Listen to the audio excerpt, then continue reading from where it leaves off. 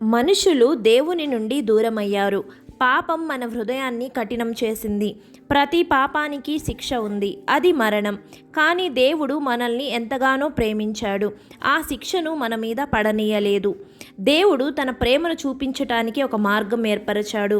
ఆయన తన ఏకైక కుమారుడైన యేసును ఈ లోకమునకు పంపాడు. యేసుక్రీస్తు మన పాపాలను తన మీద వేసుకున్నారు. ఆయన శుద్ధుడు అయినప్పటికీ మన తప్పుల కోసం బాధపడ్డాడు.